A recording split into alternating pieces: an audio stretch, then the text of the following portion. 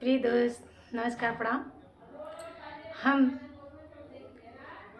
रउआ लोगन के बीच में एक प्यारा सा देवी गीत लेके आयल बनी। गीत सुनल जा और कमेंट करके बता लिए गीत कैसन लगत बा। ये गीत माता रानी सुतल हैं, हम सिंगार का सामान लेके गइल बाटी, अब जगावत बाटी तो माता रानी उठत नहीं बाटी। हम कैसे गीत के माध्यम से आप लोगन के बतावत हैं, सुनी। और गीत अच्छी लगी तो कमेंट जरूर करके बता लिए कि गीत अच्छी बा।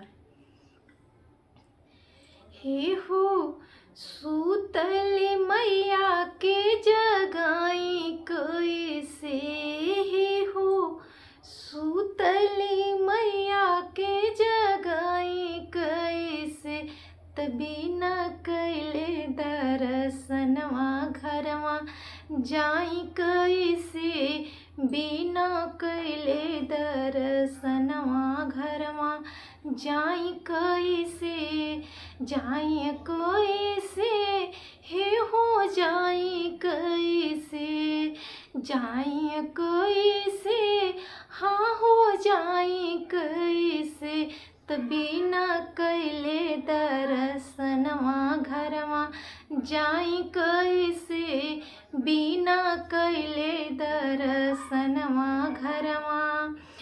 टीका वाली अली माई के बिदिया लियोइले, टीका वाली अली माई के बिदिया लियोइले, हे हो सूतल मैया के पहिनाई कैसे, हे हो सूतल मैया के पहनाई कैसे, मैया सुतल बाड़ी नींद में जगाई कैसे, मैया सुतल बाड़ी नींद में जगाई कैसे, हे हो जगाई कैसे, मैया सुतल बाड़ी नींद में जगाई कैसे, मैया सुतल बाड़ी नींद में।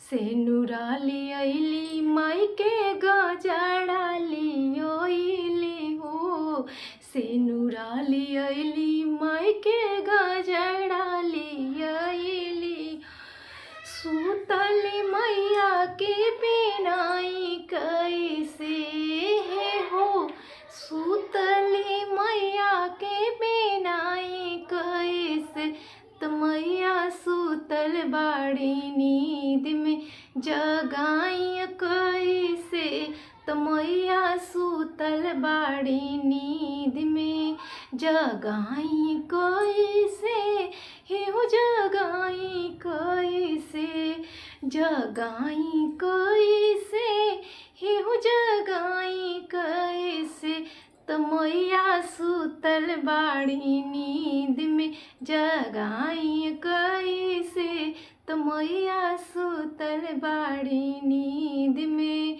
चूड़िया ले अली माई के मेहंदी ले अली हो, चूड़िया ले अली माई के मेहंदी ले अली हो, सुतल मैया के पहनाई कैसे, हे हो सुतल मैया के रचाई कैसे, मैया सुतल बाड़ी नींद में जगाई कैसे, मैया सुतल बाड़ी नींद में लगाई कैसे, लगाई कैसे, हे हो जगाई कैसे, मैया सुतल बाड़ी नींद में।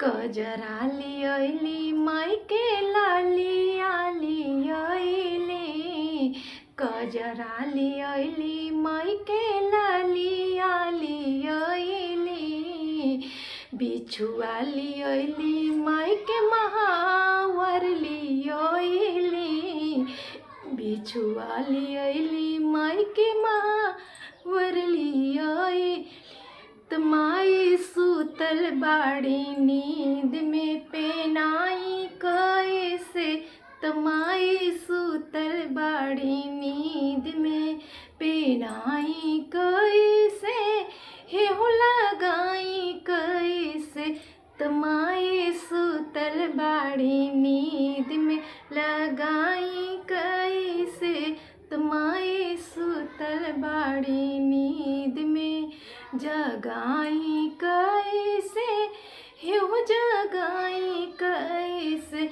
तबीना कैले दर्शनवा घरवा जाई कैसे तबीना कैले दर्शनवा घरवा जाई कैसे हे हो जाई कैसे जाई कैसे हे हो जाई कैसे तबीना कैले दर्शनवा घरवा जाई कैसे तबीना कैले दर्शनवा घरवा। जय माता दी। अगर गीत पसंद आए तो कमेंट बॉक्स में जय माता दी जरूर लिखिएगा आप लोग। आप लोगों का धन्यवाद। जय माता दी।